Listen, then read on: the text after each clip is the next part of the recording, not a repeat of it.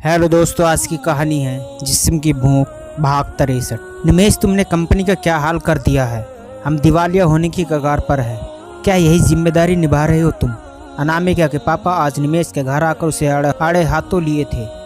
काफ़ी दिनों से वो इग्नोर कर रहे थे कि शायद नई नई जिम्मेदारी होने पर वो संभाल नहीं पा रहा। पर उनके एक जिम्मेदार आदमी ने सूचना दे दी थी कि महज 3 महीने में कितना ज़्यादा कर्ज उसने लेकर कंपनी का दिवाला निकाल दिया है। आप गलत कह रहे हैं, ऐसा कुछ भी नहीं। लगता है आपको किसी ने गलत इन्फॉर्मेशन दी है कि मैं कंपनी का नुकसान कर रहा हूं, जबकि मैंने उसके फ़ायदे के लिए ही कर्ज लिया। निमेश उनकी जानकारी पर पहले हड़बड़ाया, पर जल्दी ही वो खुद पर काबू पाता सिचुएशन से निकलने की कोशिश करने लगा। पर अनामिका के पापा एक तजुर्बेकार आदमी थे। उनकी नज़रें लगातार उसके चेहरे का जायजा लिए जा रही थी।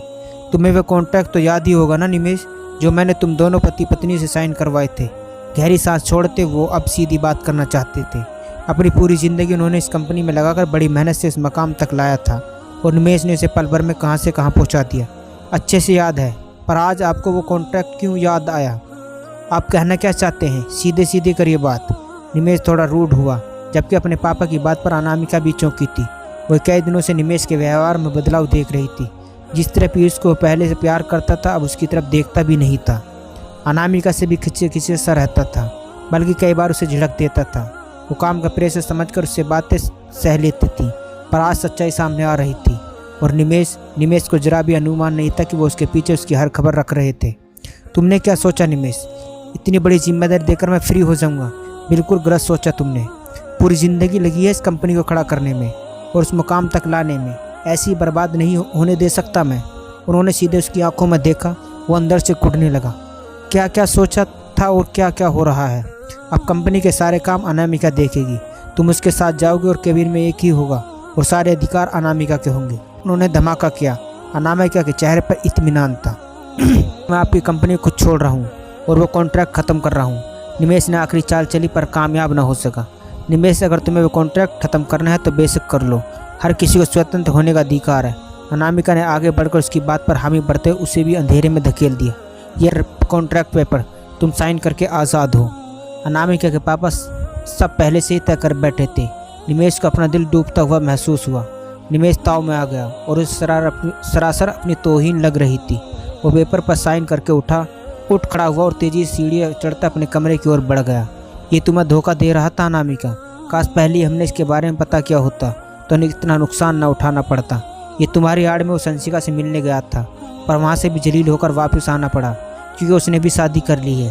पर अब ये दोबारा उसकी ज़िंदगी में जहर घोलना चाहता था। पर मैं भी एक बेटी का बाप हूँ। एक बार उसकी ज़िंदगी बुरे दौर से गुजर गई, पर दोबारा नहीं होने दूंगा। अनामिका शॉक्ड हो चुकी थी। मतलब निमेश अभी अंशिका से ये सोचना था कि उसके दिमाग में निमेश के सारे बिहेवियर सामने आने लगे जो अब तक वो करता आया। वो अंशिका को बुरा नहीं चाहती थी। हाँ, ये सच था, वो उससे जलती थी, पर उसकी लाइफ बर्बाद कर खुद भी कभी खुश नहीं रह सकी।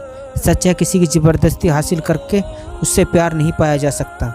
पापा इतने असर से मैं अगर वो नहीं भूल पाया तो मुझे भी खैन करता आया, तो उसका साफ मतलब है कि वो भी अंशिका को चाहता है। पर अगर उसकी शादी हो चुकी है तो खुश है, तो निमेश क्यों जहर घोलना चाहता है। एक बार मेरी वजह से वो दुख झेल चुकी है, पर अब मैं खुद उसकी हेल्प करूँगी और निमेश से बचाने का हर प्रयास करूँगी। साथ ही उससे अपने किए की माफ़ी भी अगर वो कर दे तो। अनामिका ने दबे लफ्ज़ों में अपनी माफ़ी की बात कही। उसके पापा उसके डिसीजन से खुश नज़र आ रहे थे। मैं तुम्हें डिवोर्स देना चाहता हूँ, क्योंकि तुम अपने घर अब और बर्दाश्त नहीं कर सकता। निमेश सुबह सुबह उसके पास आकर बोला। अनामिका को धक्का तो लगा, पर वह तैयार थी इस बात के लिए। उसने हामी भर दी। उसने भी इस रिश्ते का बोझ अब ख़त्म करना ही बेहतर लगा, जहाँ ना प्यार था ना सम्मान। और किसी और से शादी कर लेते तो शायद आज वो इतना दुखी न होती, बल्कि एक अच्छी लाइफ गुजार रही होती। अगर तुम यही चाहते हो तो यही सही, सख्त लहजे में कहते अपने बेटे को लिए खड़ी हो गई। ललिता जी बीच बचाव करना चाहती थी, पर अनामिका के पापा ने उन्हें रोक लिया और शाम तक वो अपने घर आ चुकी थी। उसके चेहरे पर शांति थी, खुश न थी, पर एक बोझ उसके सीने में कम हुआ था। भगवान ने अंशिका से धोखे के बदले से सज़ा दे दी थी कि ना तो वो निमेश को चाहत बन सकी और नहीं सही सलामत बच्चा। निमेश को अंदाज़ा नहीं था वो इतनी जल्दी मान जाएगी, पर इन सब में वो ज़्यादा खुद को लाचार महसूस कर रहा था। अगर अनामिका ना होती तो क्या होता उसकी लाइफ में। पर जब अनामिका आ ही गई, तब भी उसे अपनी किस्मत समझ उसे स्वीकार नहीं किया, वरना बेसुकून से ही रहता। अनामिका ने कंपनी को दोबारा ज्वाइन कर लिया था। कितना नुकसान हो चुका था इस बात का अंदाज़ा भी लगा सकती थी वो। पर खुद के समय रहे उसने मीटिंग अटेंड करके बाकी लोगों को जोड़ने की कोशिश की। उसे पता था कि दोबारा कंपनी उस लेवल पर लाने के लिए उसे क्या करना है। निमेश, तुम क्या घर बेच रहे हो? निमेश, तुम ये घर बेच रहे हो, पर क्यों? निमेश के मामा आए हुए थे। वो उसके घर बेचने को लेकर काफ़ी हताश थे कि ये घर उसकी बहन ने कितनी जतन करके बनाया था। मैं दोबारा कनाडा जाने का सोच रहा हूँ, यहाँ कुछ नहीं हो पाएगा मामा जी। मोबाइल पर नज़रें गड़ाए हुए बोला। वो समझ गए अब वो अपना फैसला नहीं बदल सकता। ठीक है, पर इस मकान को मैं ही खरीदूंगा। तुम इसकी कीमत का पता कर लो और मुझे बता दो। वो उठते हुए बोले। वो तो उसको समझाना थे, पर उसकी जिद्दी स्वभाव से अवगत थे, इसलिए ज़्यादा बहस करना उन्होंने ठीक नहीं समझा। वो जल्दी ही चले गए।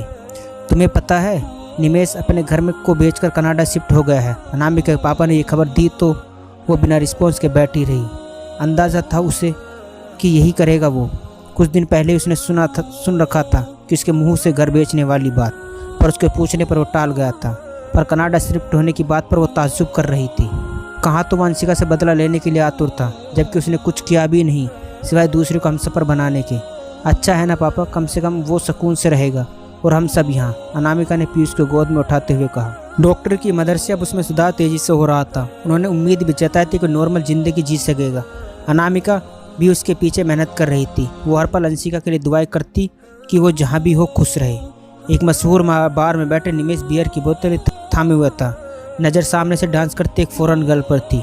लड़की लगातार निमेश की नज़रें खुद पर महसूस कर रही थी। जल्दी वो मुस्कुराते उसके करीब आया और उसके कंधे पर हाथ रखते उसे प्यार से देखने लगी। निमेश की आंखों में नशा था। वह भी उस लड़की को उस वक्त गौर से देख रहा था। उसकी कमर में हाथ डालता वो उसे अपने करीब खींचता है और कुछ देर बाद दोनों वहाँ से जा चुके थे। यहाँ वो आज़ाद था, पर अंशिका से बदले लेने का ख्याल अभी भी हावी था। पर उसके लिए उसने लंबा मंसूबा बनाया था, जिसके कामयाब होने की उसे फिलहाल कोई जल्दी नहीं थी। वो यहाँ की हवाओं में रमता जा रहा था। न तो उसे पीयूष याद था, न अनामिका।